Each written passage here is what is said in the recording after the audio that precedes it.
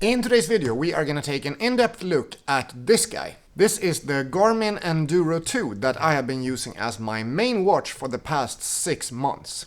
And I really wanted to give it a solid amount of use time before I came back with my full review, since I have been visiting and reviewing a few of the different Garmin watches in their collection. I started off with the Instinct 2S Solar, which I found to be a little bit too small and had a little bit too few features for what I found was available in this whole Garmin ecosystem. But when I got a feeling of what was available, then I quickly upgraded to a Garmin Fenix 7, and I used that for about 2.5 months. After using the Fenix 7, I realized there were a few flaws of it that I wasn't really ready for, and therefore I decided to upgrade to the Garmin Enduro 2. And now I am in the very highest end of the Garmin ecosystem, so it's actually pretty hard to make another upgrade. But in this video we are going to go through my use cases for the Enduro 2 and why I have found it to be such a useful product for me in my everyday life. Together with, of course, the pros and cons of the watch and my final conclusion whether I think it's worth buying this guy. I bought the Enduro 2 for about $900. And that was a bit of a sale price, since normally here in Sweden they cost around 20% more. So they are like $1,050 to $1,100 to buy here. Compared to a lot of the other smartwatches out there and compared to a lot of the other Garmin products, that is a fairly expensive price.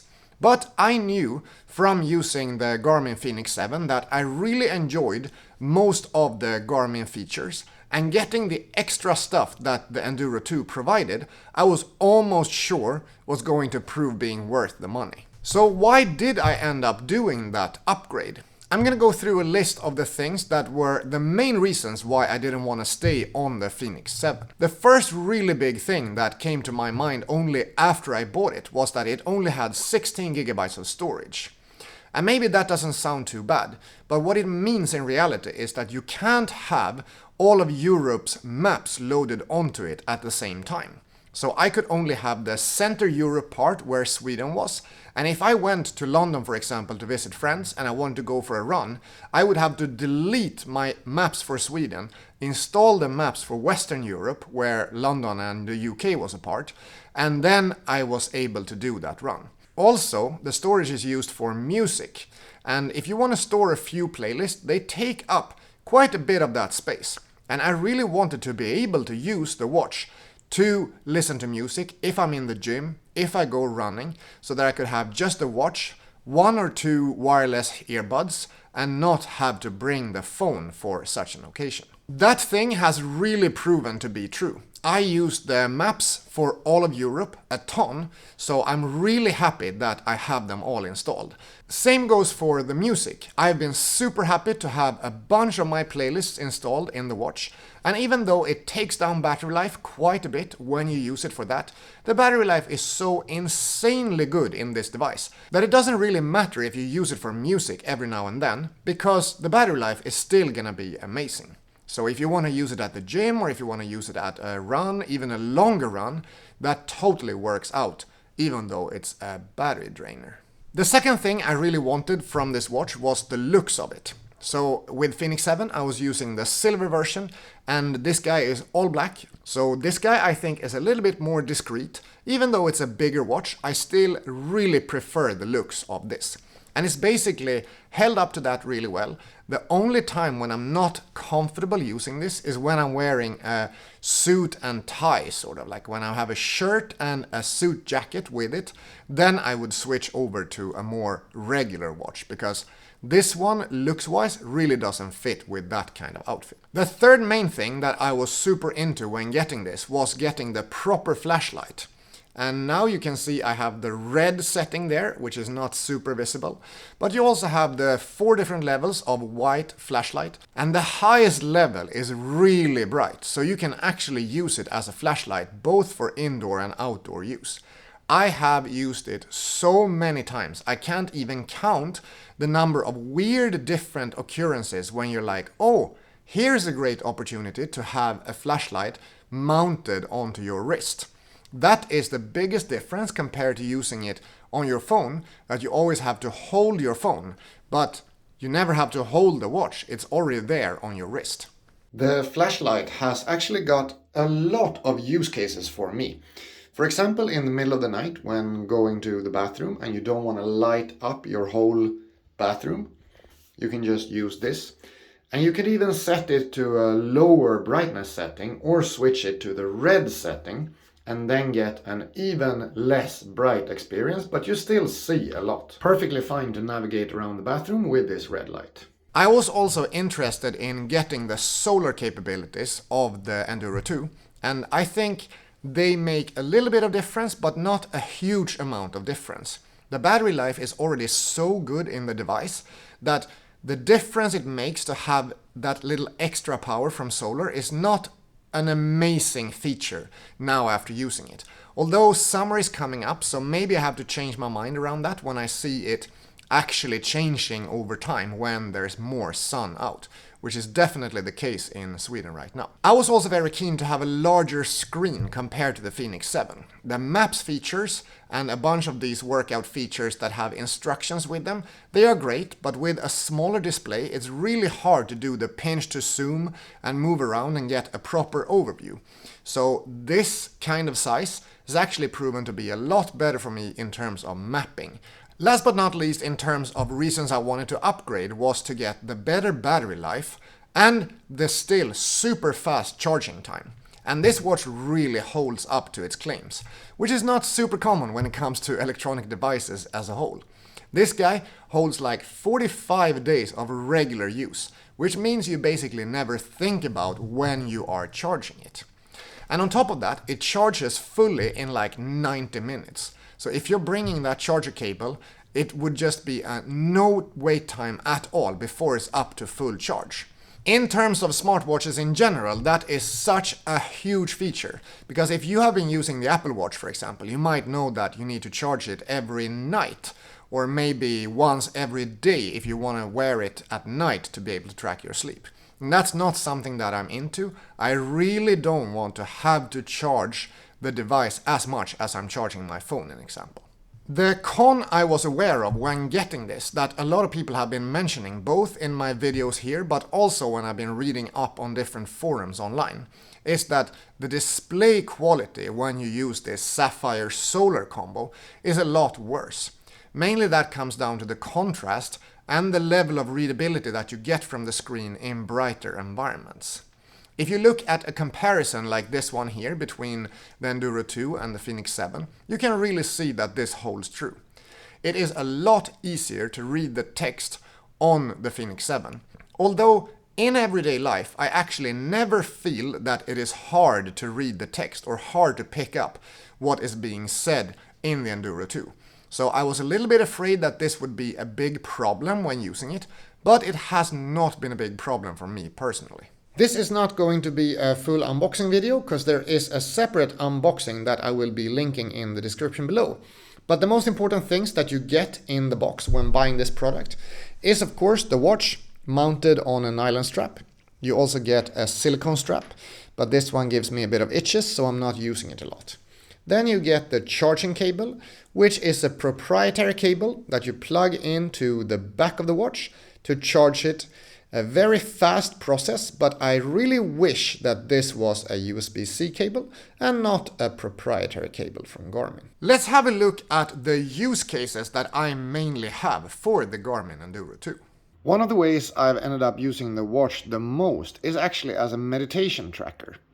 And this means in the morning when I get up, I want to do my daily meditation. I have it set to a favorite right up here, so it's the first one in my activities list.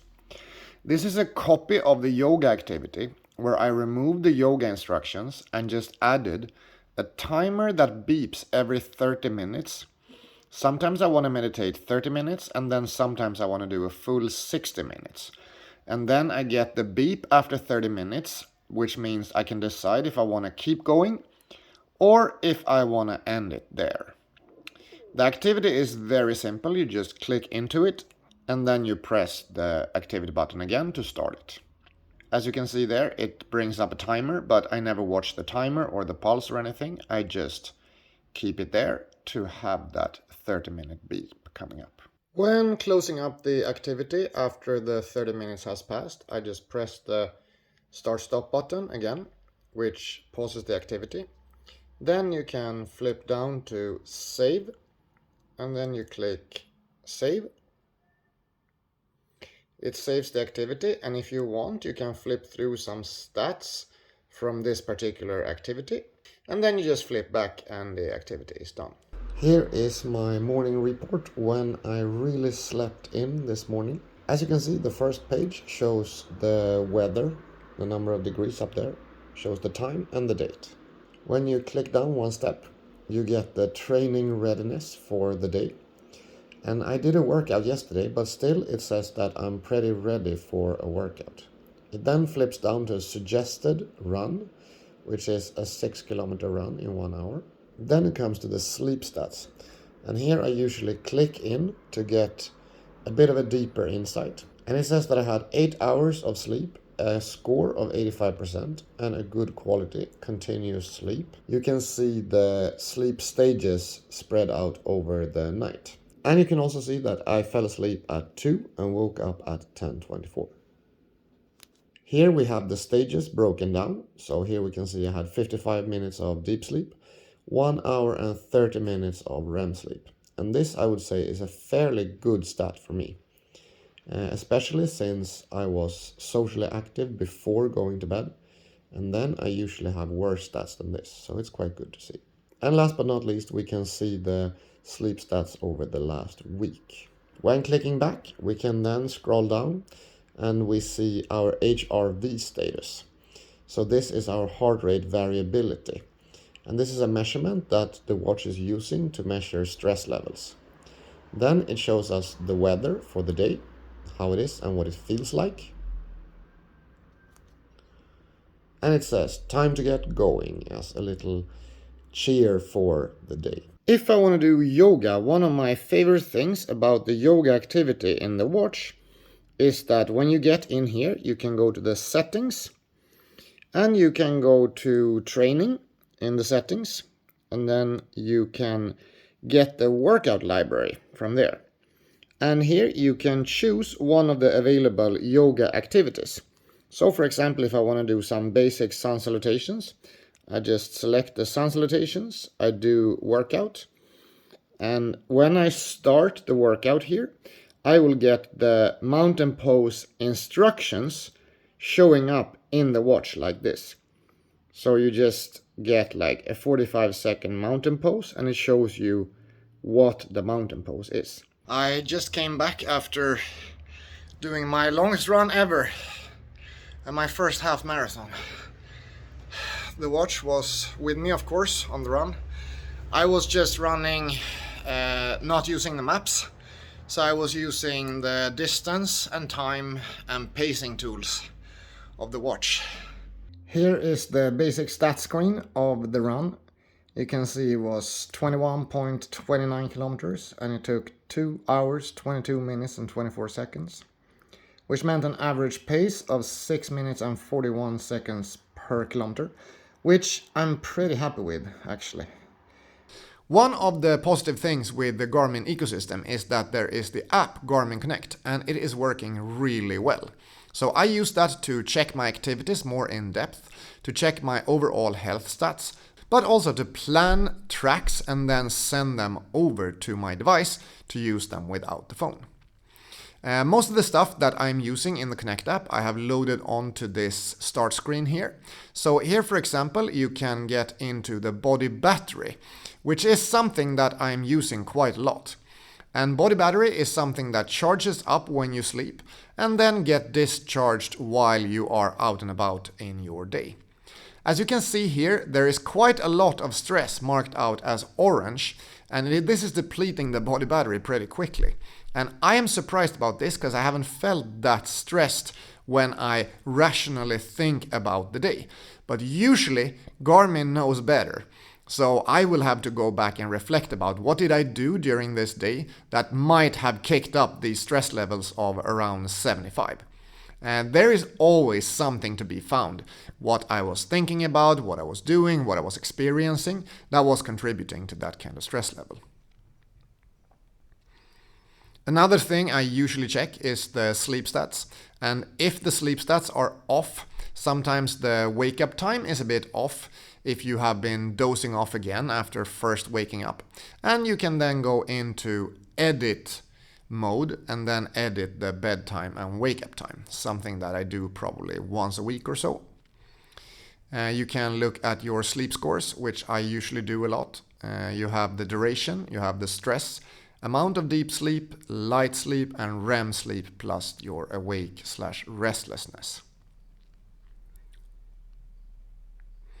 And then of course you have your activity tracking. So this is the activity that I was doing during yesterday.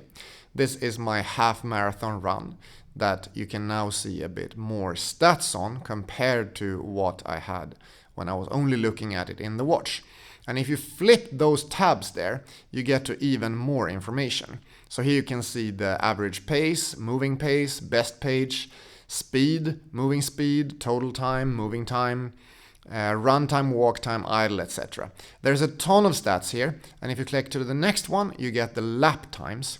And then you click to the next one, you get a graph over your pace, heart rate, stamina, and performance condition, and some more in-depth stats there.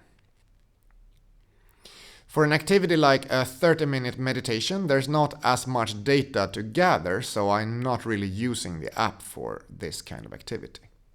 Outside of those mentioned activities, I use it a ton with the alarm feature. And to do this, you just go into the clocks, and then in clocks you have the alarm settings.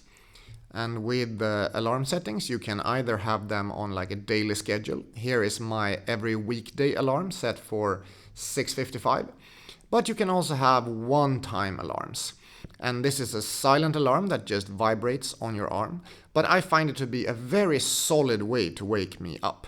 I sleep with earplugs, and therefore a regular alarm clock is not as efficient. So having a silent alarm clock like this one works super well for me. Unfortunately, there is no feature for waking you up when you are in a lighter stage of sleep.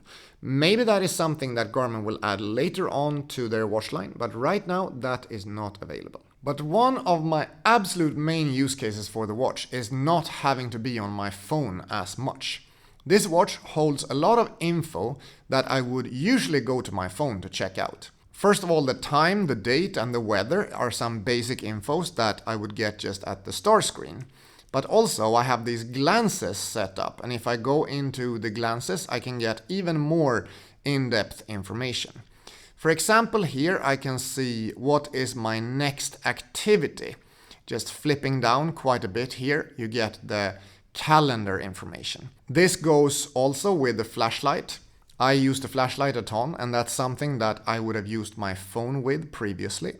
This goes as well with the mapping, so you can very easily go into activities and then you just navigate all the way down to the navigate or map features. And then without bringing out your phone, you can have a solid map. Same thing with payments on the go. You just click into the quick navigations, you click into the payment, you enter your passcode, and then you can pay with your regular payments card.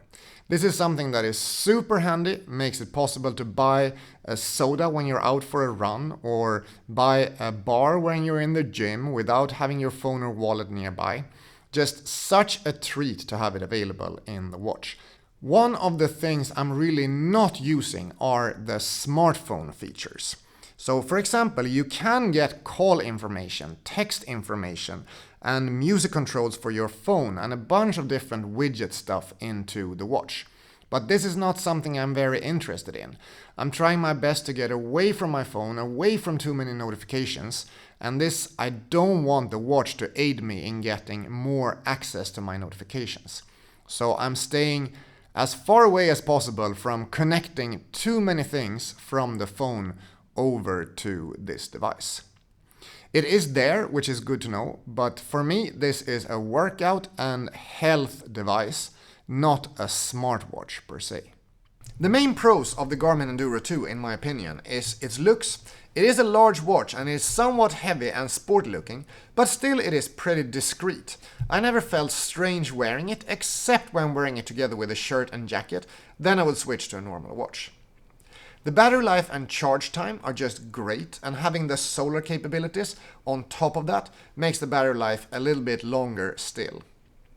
All the tracking, workout planning and workout features work really well in this watch, and it's really one of the pros of using it.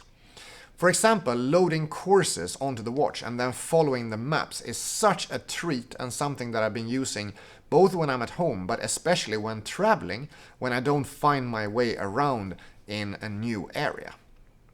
Offline music with headphones work really well, and it's something that I use at the gym all the time to not have to bring my phone out. The screen size is great. I really prefer the larger screen over the Fenix 7 that I used previously. Also, the button response is a little bit better compared to previous Garmin devices I've used. The button response here is a bit softer and I don't have to press as hard for the button to react. The cons of the device is that it's slightly heavy and bulky, and it's definitely heavy when you're using it with a heavier wristband, like the silicone one. The silicone wristband gives me some itches, so I really don't want to use it, and therefore I'm using it together with this guy, which is the other wristband that is available in the package. Also, the price is definitely one of the cons. Compared to the Fenix 7, that was around $500, this guy is around $1,000, and that's a pretty big difference. The fact you can buy two of a simpler Garmin watch for the price of this guy. So what is the conclusion? Do I think the watch is worth to buy, and especially at that relatively high price tag that it holds? I have to say I really love this watch, period. Out of the different products I've used in the Garmin ecosystem, this is by far the best one, and it really holds up to the expectations I had when I bought it. I wear it every single day and night, and all the stats that it brings me, both in terms of sleep quality, stress levels at different activities, the tracking of the actual workout activities, everything is really helping me to live a more fulfilled and a more thought through life. It's almost like I'm having a parent that is telling me good advice in how I should be living my life. It's really helped me to live a healthier lifestyle that feels great, to be honest. If you are looking for a Garmin watch or a smartwatch in general and you have the budget to go for an Enduro 2, I can just fully recommend getting the watch. There is really nothing that has been disturbing me with the watch, and I know there is a ton of features that I still have there to explore, so I'm really looking forward to the next few years of using the Enduro 2 and using it as the activity tracker that it is really meant to be. If you have any questions about the Garmin Enduro 2 and my experience in using it, please let me know down in the comment section below. I'm usually pretty quick in replying to comments. I wish you a really nice day, and I hope to see you in the next video. Bye bye!